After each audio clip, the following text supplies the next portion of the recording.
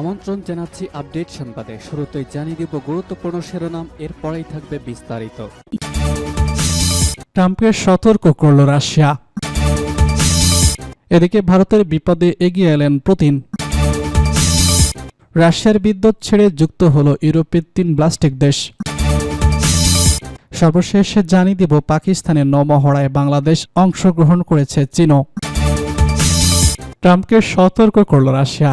ফিলিস্তিনের অবরুদ্ধ গাজা উপত্যকা নিয়ে যুক্তরাষ্ট্রের প্রেসিডেন্ট ডোনাল্ড ট্রাম্পের মন্তব্যকে অত্যন্ত বেদনাদায়ক হিসেবে আখ্যায়িত করেছে রাশিয়া।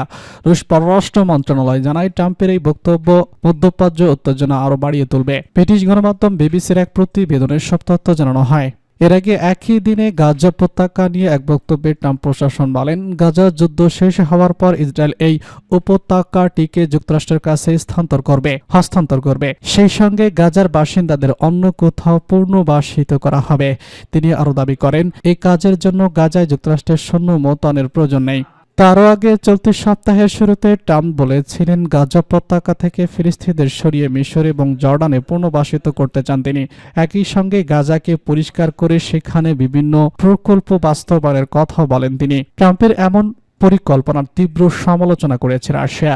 6 ফেব্রুয়ারি সাংবাদিকদের সঙ্গে আলাপকালে রাশিয়ার পররাষ্ট্র মন্ত্রণালয়ের মুখপাত্র মারিয়া জাখারোভা বলেন, বর্তমানে গাজার সংকটে থাকা লোকজনের জন্য প্রয়োজনীয় মানবিক সহায়তা প্রদান করা দরকার। তিনি আরও বলেছেন, আমরা বিশ্বাস করি ইসরায়েল ও হামাসের মধ্যে স্বাক্ষরিত চুক্তির বাস্তবায়ন নিশ্চিত করাই প্রধান কাজ।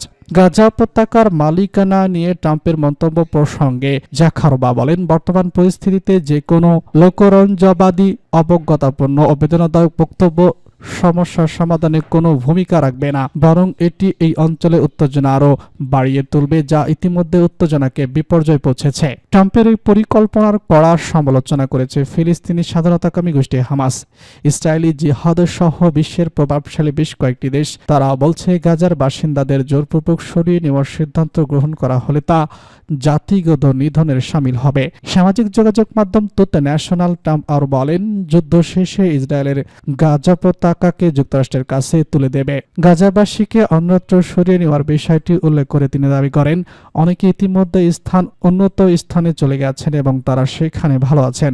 তারা নতুন করে যাবেন, আরও খুশি, নিরাপদ ও মুক্ত থাকতে পারবেন। গাজাকে বিশ্বের অন্যতম সুন্দর শহরে পরিণত করার পরিকল্পনার কথা জানিয়ে ট্রাম্প বলেন, যুক্তরাষ্ট্রের বিশ্বের সেরা উন্নয়ন দলের সঙ্গে কাজ করছে এবং ধীর সতর্কবার্তার সঙ্গে গাজাকে পুনর্গঠন করবে।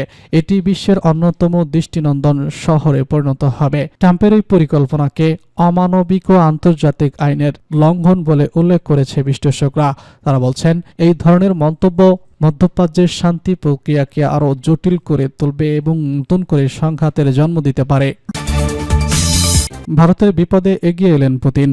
মার্কিন প্রেসিডেন্ট ডোনাল্ড ট্রাম্পের এক সিদ্ধান্তকেই ওলটপালট লাখ লাখ ভারতীয় জীবন, বৈধ কাগজপত্র না থাকায় ছাড়তে হবে মার্কিন মুলুক। ভারতের এমন দুঃসময় এগিয়ে এসেছে অকৃত্রিম বন্ধু রুশ প্রেসিডেন্ট ভ্লাদিমির পুতিন। ভারতীয় গণমাধ্যম টাইম অব ইন্ডিয়ার এক প্রতিবেদনে সব তথ্য জানানো হয়েছে।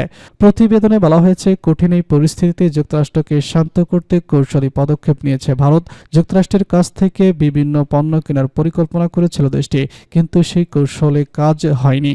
মার্কিন কর্মকর্তাদের মন গলাতে না পারলেও ভারতের পাশে এসে দাঁড়িয়েছে বিপদের সময় দিল্লির কৃত্রিম বন্ধু প্রেসিডেন্ট ভ্লাদিমির পুতিন।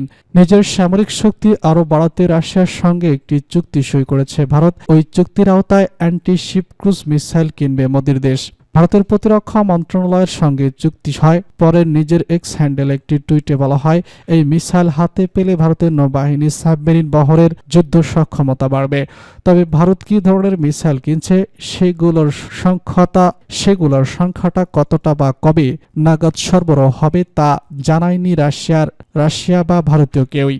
গার্ডিং ইন্ডিয়ার ডিফারেন্ট নিউজ সেন্টারের বারাতে মেহের নিউজ জানিয়েছে, ভারতীয় নৌবাহিনীর ডিজেল চালিত সাবমেরিনের জন্য এই মিসাইল কেনা হচ্ছে। এই সাবমেরিন কিলো গ্লাস বা সিন্ধু ঘোষ ক্লাসের। রাশিয়ার বিদ্যুৎ ছেড়ে যুক্ত হলো ইউরোপের 3 ব্লাস্টিক দেশ। রাশিয়ার বিদ্যুৎ গ্রিডের সঙ্গে যুক্ত বিচ্ছিন্ন করে ইউরোপীয় বিদ্যুৎ সরবরাহের সঙ্গে যুক্ত হল 3 ব্লাস্টিক দেশ এস্তোনিয়া, লাটভিয়া ও লিথুয়ানিয়া। ইউরোপের এই ঘটনাকে ঐতিহাসিক ও নতুন যুগের সূচনা হিসেবে দেখা হচ্ছে। সংবাদ সংস্থা রয়টার্সের এক প্রতিবেদনে সব তথ্য নিশ্চিত করা হয়। প্রতিবেদনে বলা হয়, এ পর্যন্ত লিথুয়ানিয়া, লাটভিয়া ও এস্তোনিয়া রাশিয়ার বিদ্যুৎ গ্রিডের সঙ্গে যুক্ত ছিল। তবে এখন থেকে 3 ব্লাস্টিক দেশের সঙ্গে রাশিয়ার আনুষ্ঠানিকভাবে সুইচ অফ করে দেওয়া হয় এবং দেশগুলোকে ইউরোপের বিদ্যুৎ গ্রিডের সঙ্গে যুক্ত করা হয়। প্রসঙ্গত, এই সুইচ অফ করা ছিল প্রতীকী একটি পদক্ষেপ, কারণ দেশ তিনটি 2022 সালের মে মাস থেকে রাশিয়া থেকে বিদ্যুৎ ক্রয় বন্ধ করে দিয়েছিল।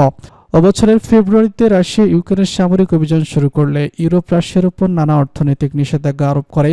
তারই অংশ হিসেবে 3 ব্লাস্টিক দেশ রাশিয়ার বিদ্যুৎ গ্রিড থেকে বিচ্ছিন্ন হওয়ার সিদ্ধান্ত নেয় এবং দীর্ঘ প্রায় 3 বছর পর এই সিদ্ধান্ত বাস্তবায়িত হল। লিথুয়ানিয়া জ্বালানি বিষয়ক মন্ত্রী জানিয়েছেন, রাশিয়া যাতে জ্বালানিকে অস্ত্র হিসেবে ব্যবহার করতে না পারে সেজন্য এই পদক্ষেপ নেওয়া হয়েছে। কারণ অতীতে দেখা গেছে রাশিয়া কখনো কখনো বিদ্যুৎ সরবরাহ বন্ধ রেখেছে, এসব দেশকে রাজনৈতিক ও অর্থনৈতিক চাপে ফেলার চেষ্টা করছে। সাবেক সোভিয়েত ইউনিয়নের অংশ হওয়া সত্ত্বেও বর্তমানে এস্তোনিয়া, লাটভিয়া ও লিথুয়ানিয়া যুক্তরাষ্ট্রের তত্ত্বাবধান সামরিক জোট ন্যাটো এবং ইউরোপীয় ইউনিয়নের সদস্য। দেশগুলোর কর্মকর্তারা বলেছেন, রাশিয়ার উপর নির্ভরতা কমানো এবং নিজেদের বিদ্যুৎ নিরাপত্তা নিশ্চিত করার লক্ষ্যে তারা ইউরোপীয় গ্রিডের সঙ্গে যুক্ত হয়েছেন। এদিকে 3 দেশের এই সিদ্ধান্তকে স্বাগত জানিয়েছে ইউরোপীয় ইউনিয়ন। এস্তোনিয়া রাজধানী তান্নিকে এক সংবাদ সম্মেলনে ইউরোপের জ্বালানি কমিশনার বলেছেন, অবশ্যই এটি একটি ঐতিহাসিক দিন। যে আলোয় রাশিয়া ইলেকট্রিক নেই সেই আলোয় আমি বেশি পছন্দ করি। এই পরিবর্তনের ফলে 3 দেশ তাদের বিদ্যুৎ নিরাপত্তা নিশ্চিত করার পাশাপাশি ইউরোপীয় শক্তির নীতির সঙ্গে আরও ঘনিষ্ঠভাবে সংযুক্ত হল। বিশেষজ্ঞদের মতে এটি শুধু বিদ্যুৎ বিনিয়োগের বিষয় নয়, বরং একটি ভৌগোলিক এবং কৌশলগত দিক থেকে অত্যন্ত গুরুত্বপূর্ণ এবং তাৎপর্যপূর্ণ। পাকিস্তানের নৌমহড়ায় বাংলাদেশ অংশগ্রহণ করেছে চীনও। পাকিস্তানের আয়োজনে উত্তর আরব সাগরে শুরু হয়েছে নবম বহুজাতিক নৌমহড়া আমান 25। এতে অংশ নিয়েছে বাংলাদেশ। এছাড়াও আরও রয়েছে চীন, যুক্তরাষ্ট্র, Indonesia, Iran, Japan, Malaysia, Sri Lanka এবং সংযুক্ত আরব আমিরাত এবং ওমানের নৌবাহিনীর জাহাজ। পাকিস্তানের গণমাধ্যম ডন এক প্রতিবেদনে এসব তথ্য জানিয়েছে। প্রতিবেদনে বলা হয়েছে, নৌমহড়ায় অংশগ্রহণকারী বিদেশি নৌবাহিনীর জাহাজ পরিদর্শন করেছে পাকিস্তানের নৌবাহিনীর প্রধান অ্যাডমিরাল নাভিদ আশরাফ। বিদেশি নৌবাহিনীর জাহাজগুলো পরিদর্শনের সময় নাভিদ আশরাফ বলেছেন, শান্তির প্রতি অঙ্গীকারকে প্রতিফলিত করে আমান মহড়া একই সঙ্গে আঞ্চলিক সামুদ্রিক নিরাপত্তা জোরদার এবং আঞ্চলিক ও বহিরাশক্তির নৌবাহিনীর মধ্যে আন্তঃকার্য সক্ষমতাও বাড়াবে এই মহড়া। এ সময় পাকিস্তানের ঊর্ধ্বতম কর্মকর্তা এবং কমান্ডিং অফিসার উপস্থিত ছিলেন। তাদের সঙ্গে মত বিনিময়ের সময় অ্যাডমিরাল নাভিদ আশরাফ বলেছেন, পাকিস্তান সামুদ্রিকতা নিশ্চয়তা এবং সমুদ্রে বিশৃঙ্খলা বজায় রাখার জন্য সহযোগিতামূলক প্রচেষ্টার বিশ্বাস করে। এই বিশ্বাস থেকে পাকিস্তান নৌবাহিনী আঞ্চলিক সমুদ্র নিরাপত্তা টহল এবং বহুজাতিক মহড়া আমান এর মধ্যে উদ্যোগের মাধ্যমে আন্তর্জাতিক এবং আঞ্চলিক শান্তি ও স্থিতিশীলতার অবিরাম অবদান রয়েছে। এই যৌথ মহড়ার মাধ্যমে সহযোগিতা এবং অংশীদারিত্ব গড়ে উঠবে, তা আঞ্চলিক শান্তি ও সমৃদ্ধির বিভিন্ন লক্ষ্যের কাছে নিয়ে যাবে বলে মন্তব্য করেছেন তিনি।